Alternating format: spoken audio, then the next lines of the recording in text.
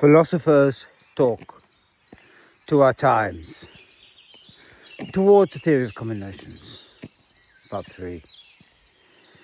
So this is going to be the final really technical essay, I think. Tomorrow I might lose my temper actually and do 1 or 2 more dystopians because I have 2 more essays I want to do. But when I return to common notions, which will be before the weekend or by the weekend, we'll actually start to outline how you make them and go through the 4 schemata for common notions and what they mean. So this is the last of my technical laying the ghost of Deleuze Spinozaism. And in all these pieces, I have to quickly say, my target is very particular. It's Spinoza's book, Spinozaism. So that's the book he writes in 1968, something like that. Practical philosophy, well, by practical philosophy, he is developing essays with Guattari, and the argument has changed. One of the things he does is he abandons any attempt, really. I mean, he doesn't formally abandon it, Deleuze never works that way, but he kind of abandons any straightforward attempt to reconcile Spinoza with Bergson. And so his notion of the attribute, I can't remember how he defines attribute in the, he might define it qualitatively actually in practical philosophy, but it isn't it's not for him the heart of Spinoza.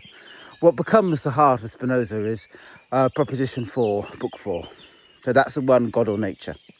And that's the essay Spinoza and Us, which is kind of one of those essays. It's one of the definitive essays in the progress of Deleuze, so that you can understand how his Spinozaism has changed. And how does it change? It becomes more dynamic. It becomes far, far more truthful, is what I think I would say, to the actual essence of Spinoza. It still misses it. It still misses all of Spinoza's terminology. But that's neither here nor there. That doesn't matter. He gets to the core of the dynamism. The core about why having a body actually existing isn't the end of it. It's the beginning of life.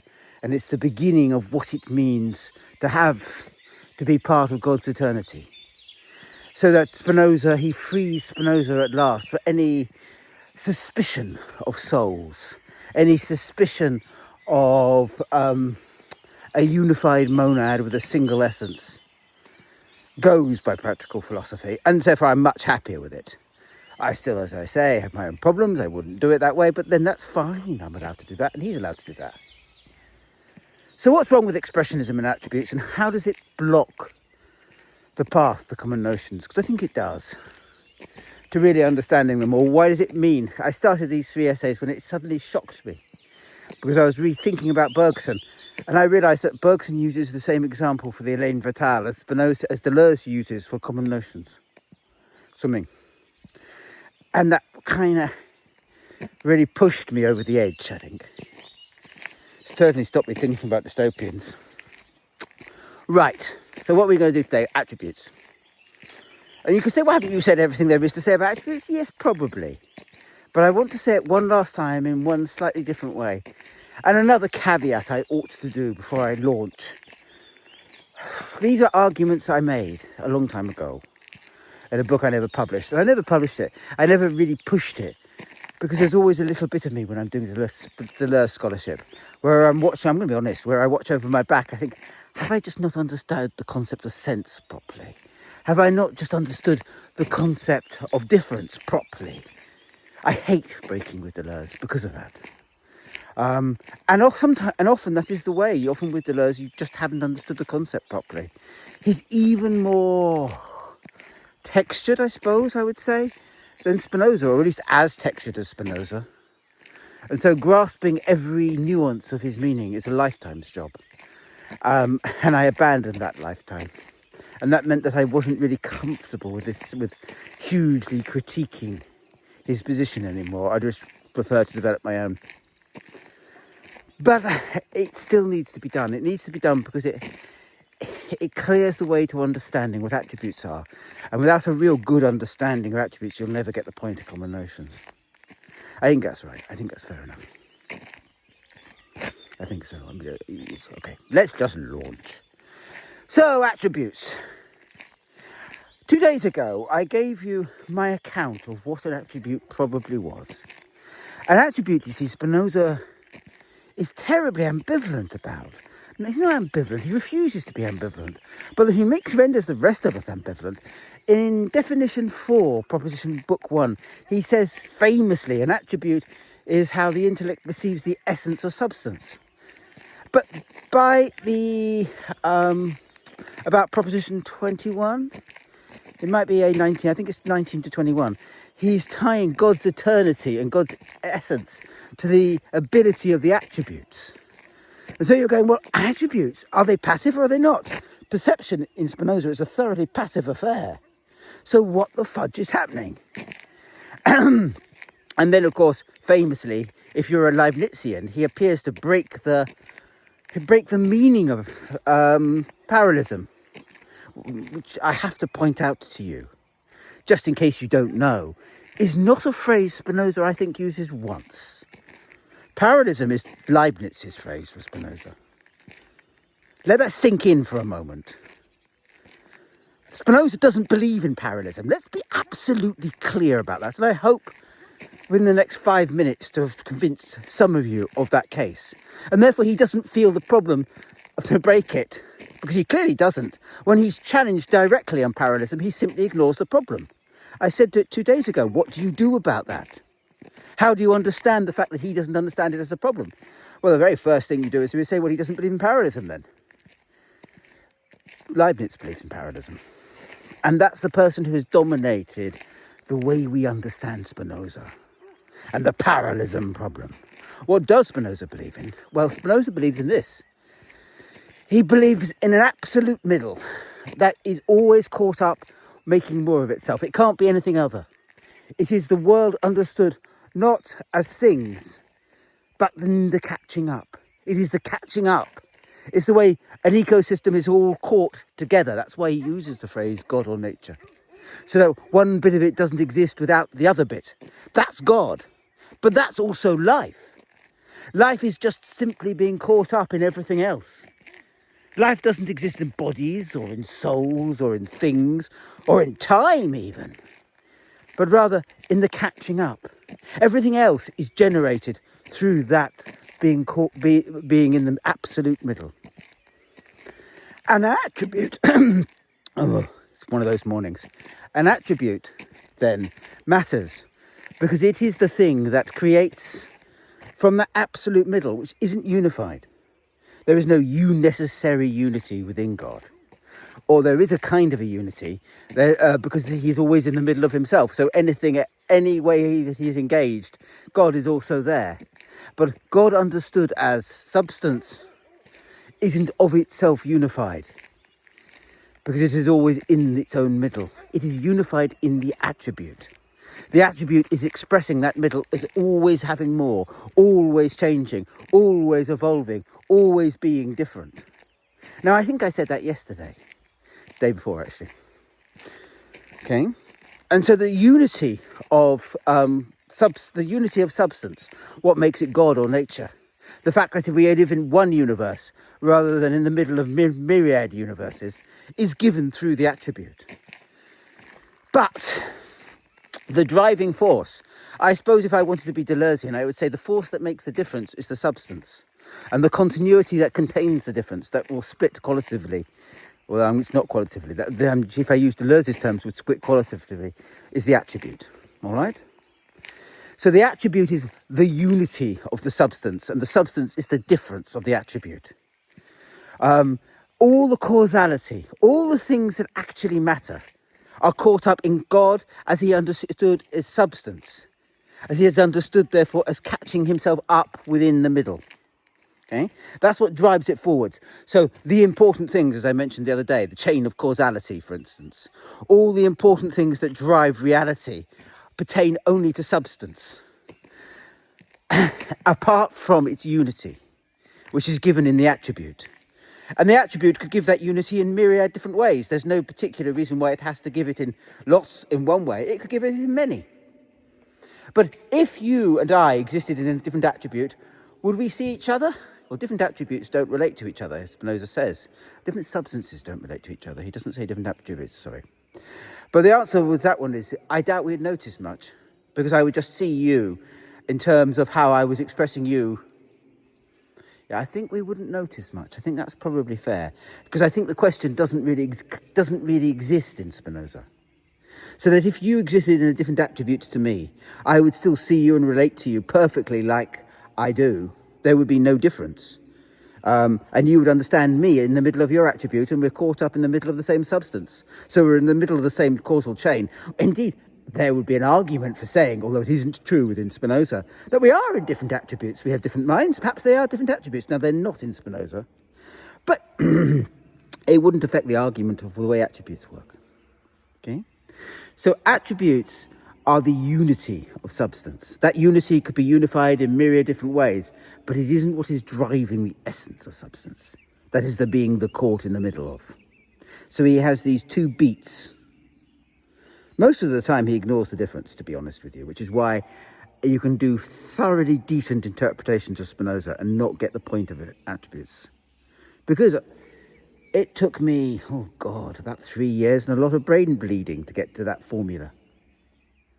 Really, it did, because it's not entirely obvious, I think is what it would be fair to say. And I had to realise that parallelism was a phrase invented by Leibniz, and that takes a long time. So what does that mean? Well, that means most interpretations of Spinoza simply miss the point, because they're all caught up with the Leibnizian nexus. Or probably really Descartesian, if I want to be fair. It's Leibniz invents parallelism, but Descartes might invent it too. My knowledge of Descartes, I have read some, is all I would say. I think I read Philosophical Discourses and was amazed how wonderful it was. But that would have been nearly 30 years ago. So how do attributes commonly get interpreted? Well, the easiest way to interpret them is as just simply extension as it is used by Descartes. Okay? And as it is used by Descartes, it clearly doesn't really work with Spinoza. It doesn't work for Spinoza.